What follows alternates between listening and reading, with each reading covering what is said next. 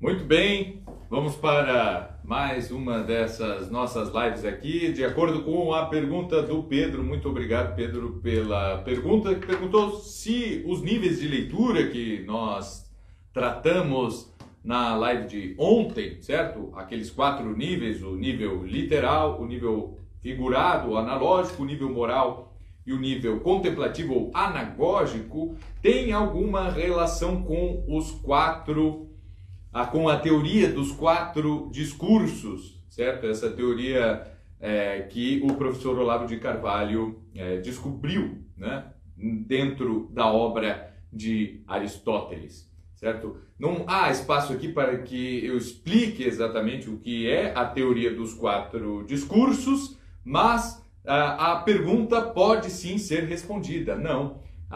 Em princípio, a leitura e esses níveis de leitura eles têm que ser aplicados a qualquer texto, seja ele qual for o nível de discurso que tenha sido escrito. Então, se for um texto poético, um texto retórico, um texto dialético, um texto analítico, esses níveis de leitura eles precisam ser aplicados em cada um desses tipos de textos, certo? E eles são fundamentais para qualquer leitura.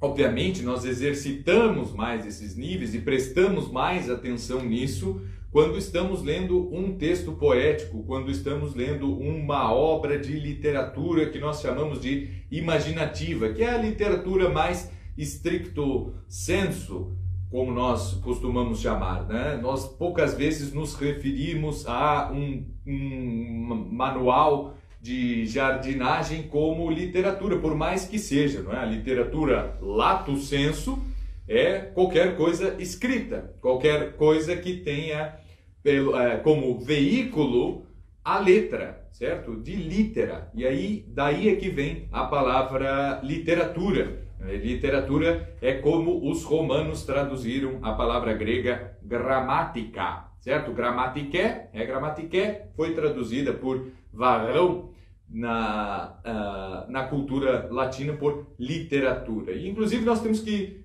compreender, quando falamos de gramática no sentido mais antigo, quando falamos em gramática como arte liberal, nós temos que, sim, entender tudo aquilo que nós entendemos por gramática, certo? Aquele livro que nós temos ali várias regras de português, né? Aquelas aulas do professor Pasquale na televisão, aquelas aulas de gramática que nós tínhamos na escola, mas também temos que entender por gramática aquelas aulas também que nós tínhamos de redação na escola, aquelas aulas que nós tínhamos de literatura, que eram diferentes disciplinas. Elas, todas essas disciplinas, elas estão inseridas naquilo que nós chamamos de gramática, inclusive as aulas, porventura, que nós tivemos na escola de línguas estrangeiras, elas também entram numa mesma disciplina, numa mesma arte liberal que nós chamamos de gramática, certo? Então, nós temos os níveis de leitura, nós temos a teoria dos quatro discursos. E aí nós pegamos um texto poético, certo? Que é um dos discursos, e nós vamos aplicar ali aqueles níveis de leitura, certo? Nós pegamos um texto retórico, ou nós ouvimos mesmo uma homilia, certo? Um discurso de algum jurista, de algum pregador, seja lá o que for, e nós vamos sim, para bem entendê-lo, aplicar aqueles níveis de leitura. Por mais que a exposição feita já num discurso de tipo retórico já contemple, não é, muito mais explicações, muito mais interpretações, não é? Então, o retórico, ele não simplesmente narra uma história ou descreve impressões que ele tenha da realidade, mas o retórico, ele também se autoexplica. Então, é possível haver uma narração dentro de um discurso e a explicação dessa narração, não é? É possível que dentro de um mesmo discurso existam já os níveis de leitura sendo expostos, não é? De forma mais patente, mas isso não quer dizer que a teoria dos 4 discursos tem alguma relação assim de um nível da leitura com um tipo de discurso, certo? Os níveis de leitura são níveis que fazem com que nós nos aprofundemos e, na verdade, nos elevemos a partir daquela leitura, não é? De qualquer texto, seja ele poético, seja ele retórico, seja ele mais filosófico ou científico, nós vamos ter sim que, ao final, chegar a interpretações que sim dizem respeito aos níveis de leitura, né? Recapitulando, quais são esses níveis de leitura? O nível literal, o nível figurado ou analógico, o nível moral e o nível contemplativo, né? Falemos um pouco mais sobre o nível moral e vemos como ele está presente em qualquer um destes discursos possíveis, certo? Quando nós ouvimos uma história, né, uma fábula, por exemplo, e aí no final lá está escrito moral da história, não se deve cobiçar as coisas alheias. Isso aí é algo que o editor pôs, não é? O Esopo, quando escreveu, ou La Fontaine, quando escreveu as suas fábulas, ele não põe lá no final né? Isso já é um outro passo. Escrever uma fábula não é dizer assim, moral da história, não faça isso, faça aquilo. O que ele está dando ali é o nível moral da história. Isso não, a história não precisa ter isso de forma explícita, certo? Então isso não aparece na forma original do texto. Quando nós lemos as parábolas, ou mesmo quando os discípulos de Cristo ouviram as parábolas, muitos vinham e perguntavam depois, não, olha, eu não entendi, eu queria saber o que é. E o que Nosso Senhor faz é justamente passar ali o nível, explicar aquela mesma parábola, né, com relação aos seus diferentes níveis, né? Não antes de, às vezes, recriminar os discípulos por serem tardos de inteligência, certo? E quando diz, quem tiver ouvidos para ouvir, ouça, certo? Nada mais o que está sendo dito ali, né? E essa é uma interpretação também que nós podemos fazer em nível moral com esse único versículo, quem tiver ouvidos para ouvir, ouça, é o seguinte: quem conseguir se elevar a partir dessa fábula nos diferentes níveis de leitura, que se eleve, certo? Então, são técnicas que nós encontramos e que nos facilitam muito a leitura de qualquer texto. Bem, a partir daí, né, o que fazer, não é? Como nós falávamos ontem, é importante, já num primeiro nível, que se domine a gramática no seu sentido mais estrito e aquele sentido que nós comumente usamos, certo? Dominar a gramática não é nada mais do que nós entendermos o que está escrito. E quando eu leio uma frase qualquer, eu saber o que está ali escrito. Em português, nós normalmente acreditamos que sabemos já ler tudo, certo? Mas quando nós lemos um texto de Machado de Assis, por exemplo, lemos um conto de Machado de Assis, há ali um número considerável de vocábulos cujo significado nos é desconhecido. Então, há diversas coisas que não aparecem, que não fazem mais parte do nosso dia a dia, certo? São objetos, são certas coisas que, sei lá, uma peça da carruagem e tal, que para uma pessoa do século XIX é bastante comum, né? Todo mundo sabia o que era aquilo, assim como é comum para nós um smartphone, né? Um smartphone é bastante comum, todo mundo sabe o que é, ninguém tem dúvida disso. Mas eu acredito que daqui a 100, 150 anos, todas as pessoas que lerem não vão ter que olhar no dicionário, não exatamente do que estava sendo falado aqui. Assim como se nós pegarmos uma pessoa hoje, né, uma criança com 10 anos, entre 10 e 15 anos, e falarmos em fita cassete, é provável que ela nunca tenha visto. Se conhece, já é um grau de erudição um pouco maior, não é? que a criança vai ter, vai saber o que é uma fita cassete, vai saber o que é uma videolocadora, não é? O que é alugar um filme numa videolocadora. Normalmente, essas coisas passam, certo? Os objetos perdem o seu uso e nos últimos anos uma velocidade muito maior. E aí nós lemos lá no Machado de Assis e há uma infinidade de objetos que são assim, que nós não conhecemos.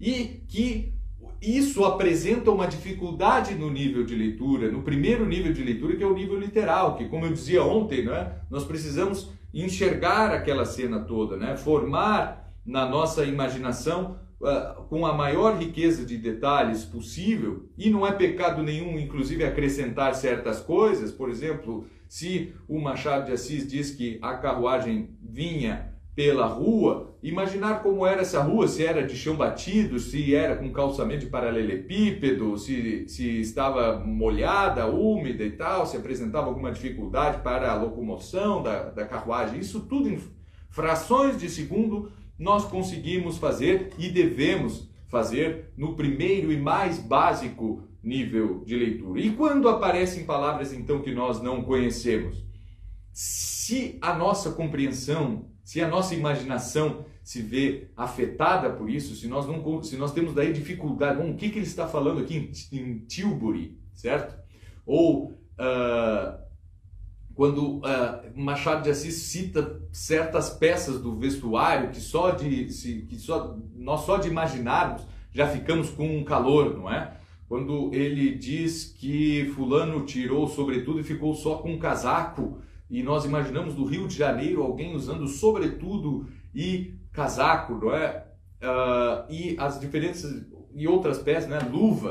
Luvas no Rio de Janeiro, né? De que material eram para serem feitas essas luvas? São coisas que, se nós quisermos realmente penetrar nesse primeiro nível de leitura, nós temos que realmente ir atrás.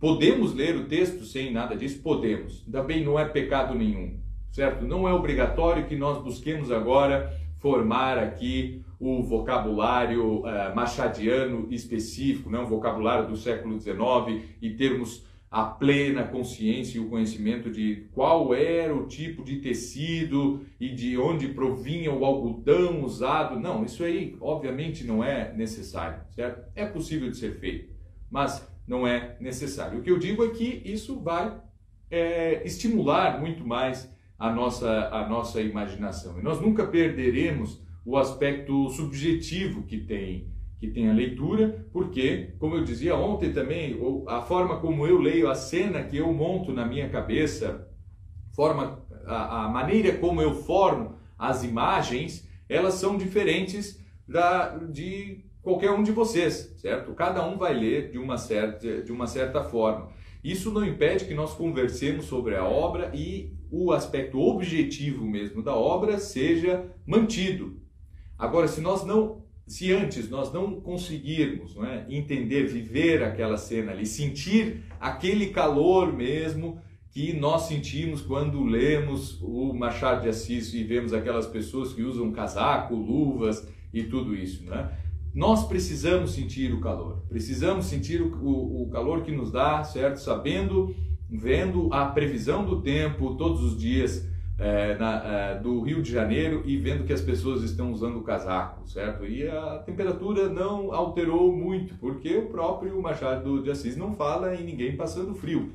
Essas roupas não eram usadas para a proteção do frio, e sim por uma questão simplesmente estética, certo? Então, temos que sentir o calor por usar casaco junto com os personagens do Machado de Assis, certo? Sentir esse calor é realmente estar lendo bem neste primeiro nível de leitura, que é o nível que nós chamamos de literal, é o nível da letra, certo? Simplesmente pegar as coisas que estão sendo ali ditas, certo? Com letras, literal, e conseguirmos imaginar aquela própria realidade. Passarmos desse símbolo, ou desse conjunto de símbolos que são as palavras, para as próprias realidades. Porque é isso que realmente importa na leitura. A leitura uma palavra, ela é simplesmente um símbolo. E quando nós lemos uma palavra, o que nós queremos é nos referir àquilo a que essa palavra se refere, certo? É isso que nós precisamos entender num texto, certo? Se está escrito a palavra mesa, é esta mesa aqui, certo? Eu preciso conceber o objeto mesa, a realidade mesa. Eu não posso ficar ali com a palavra simplesmente na minha imaginação ou mesmo a sua própria sonoridade. Porque depois eu vou passar para coisas mais difíceis, como são os próprios sentimentos, e é difícil se nós lemos ali angústia e nós nunca vimos angústia. O personagem tal lá, fulano, estava angustiado. Se nós nunca sentimos angústia, é muito difícil que nós imaginemos o que aquele fulano estava sentindo. E como daí nós faremos? Nós precisamos viver a angústia? Não, é justamente para isso que serve a literatura, porque ao longo da literatura nós teremos inúmeros exemplos de pessoas que estiveram angustiadas, e a partir dessas inúmeras narrativas nós conseguiremos compreender exatamente o que é a angústia sem nunca termos estado angustiados. Ou se já estivemos angustiados e não conseguimos dar nome aos bois, não conseguimos dizer o que era aquilo que estávamos sentindo, nós passaremos a conseguir através da literatura, através de algo que está exterior, não é? A mim e a experiência do autor e a sua capacidade expressiva faz com que essa palavra angústia agora possa ser usada por mim com propriedade. Vejam, estamos simplesmente no primeiro dos 4 níveis de leitura e nós já temos essa riqueza enorme aqui. Então, é algo que pode ser feito por um bom tempo, né? Um exercício que a gente pode ficar aqui falando sobre horas, não é? Esse exercício de pegar o texto escrito e remeter tudo aquilo da melhor forma possível, com a maior riqueza de detalhes, às próprias realidades, certo? Isto pode ser feito, como falamos aqui até agora, sobre um texto poético, não é? Um texto literário de nível dentro da teoria dos 4 discursos, no primeiro dos discursos, que é o poético, certo? E nós podemos fazer isso, poderemos fazer a mesma coisa com os outros níveis, né? Quando nós lemos aí o Padre Antônio Vieira, certo? Essa questão da imaginação, né? Lembremos que aquele mesmo discurso, ele foi escrito para ser ouvido, certo? Tentemos então já imaginar o grande orador que era o Padre Antônio Vieira, convidado para pregar em diversos países diferentes, em diversas línguas, né? Pregar para reis e bispos e tudo isso, né? Este é o tipo de texto que nós temos ali. Nós temos que exercitar a nossa leitura naquilo tudo, né? Lembrando que é um texto para convencer, é um texto para persuadir, é um texto retórico. E conhecendo mais dessa arte, nós vamos conseguir nos aprofundar mais nos próprios níveis de leitura, mas não antes sem termos exercitado bastante na literatura de imaginação. E é por isso que existe essa gradação dentro da teoria dos 4 discursos, não é? Como um projeto cultural, uma filosofia da própria educação, uma filosofia da própria cultura, que é a teoria dos 4 discursos, existe essa gradação. Olha, esses aqui, segundo Aristóteles, são os 4 discursos, e formar-se dentro desses níveis de linguagem, que são os 4 discursos, dessa grande potência humana que é a linguagem, exige uma certa gradação, assim como acontece na própria história, porque nós vemos que no início das culturas nós temos textos poéticos, depois nós vemos textos retóricos, onde surge uma maior